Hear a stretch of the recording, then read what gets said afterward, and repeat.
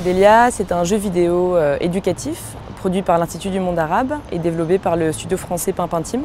C'est un jeu qui s'adresse aux enfants de 7 à 11 ans et qui sera disponible sur tablette, iOS et Android et sur le web. C'est bien. Oui, c'est bien. Ça apprend des choses. Oui, et c'est bien. C'est assez bien. Je pense qu'il est cool. Qui est super cool. Alors nous, depuis le début, on fait des jeux grand public et des jeux éducatifs. Quand l'Institut du monde arabe nous a proposé de faire un jeu sur la culture du bassin méditerranéen au Moyen-Âge, on a trouvé ça génial parce qu'en fait, pour faire un jeu vidéo, on a tout simplement besoin d'une histoire. Et là, l'histoire avec un grand H servait complètement le scénario. Alors que normalement, elle sert plutôt de décor dans un jeu vidéo. Donc pour nous, c'était un challenge génial. En fait, c'est un peu de connaître l'histoire. Enfin, ils nous apprennent un peu l'histoire de Constantinople, Venise, Cordoue, enfin un peu tout ça, quoi. C'est sur la Méditerranée. Et puis c'est assez intéressant, je trouve, parce que franchement, on apprend des choses qu'on savait vraiment pas. Tout en s'amusant. Moi, je trouve que c'est très bien. Dans Medélia, la star du projet, finalement, c'est la Méditerranée. Et ce qui nous importe, c'est de montrer qu'est-ce qui nous caractérise en Méditerranée, qu'est-ce qui unifie, qu'est-ce qui donne son visage homogène à la Méditerranée jusqu'à aujourd'hui, et qu'est-ce qui rassemble finalement. Chacun des œuvres d'art, chacun des monuments qui sont documentés dans le projet permettent de raconter des influences, des échanges, des confrontations, mais aussi des interpénétrations culturelles. Par exemple, comme l'encens, je ne savais pas qu'il y en avait à Venise. Je pensais qu'il n'y en avait que dans les pays arabes. Les enfants font une chasse au trésor. Ils vont parcourir 6 villes emblématiques du bassin méditerranéen à des époques différentes de la période médiévale, en gros du 8e au 15e siècle. Quand tu décides comment il est ton personnage, après tu trouves ton nom sur le personnage. Après tu es dans une grotte, tu pars dans une grotte.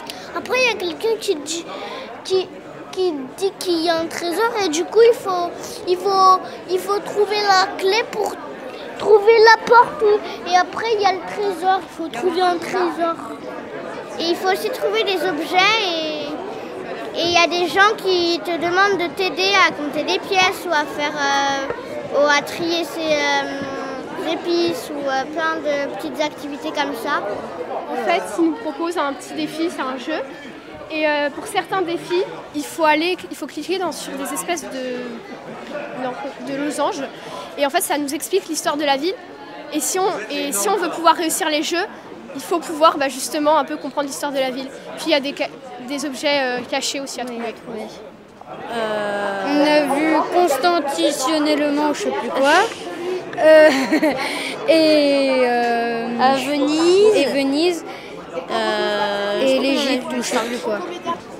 Ouais, c'est sûr, ça fait travailler les méninges. L'enfant va aborder différentes thématiques, comme la littérature, les sciences, la religion, l'urbanisme. Et ces thématiques sont importantes car elles font écho de plus en plus à ce qu'on trouve dans le programme scolaire. Nous, on a exécuté tout un travail de traduction des contenus historiques de l'Institut du monde arabe en gameplay, ce qui nous permet en fait de nous adapter à une cible d'enfants de 7 à 11 ans.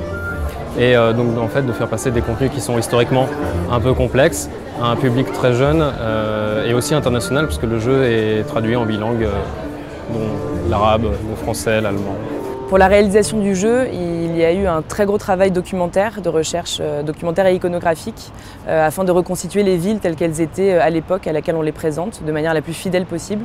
Et le même travail poussé a été effectué pour la recherche autour des costumes des personnages que l'on voit dans le jeu vidéo. Ce qui est assez marrant, c'est de voir la différence de traité graphique qu'il y avait à l'époque. C'était très schématique et donc nous on a essayé de le faire dans un style plus contemporain. Je trouve que les décors ils sont jolis et j'aime bien, je trouve qu'il est bien. Il fallait séduire les enfants, donc les personnages on les a fait attachants, avec des fois un peu loufoques, pour faire la blague, quoi. En fait je trouve les graphismes bien et très bien, ouais. Il faut 7 clés pour retrouver le trésor.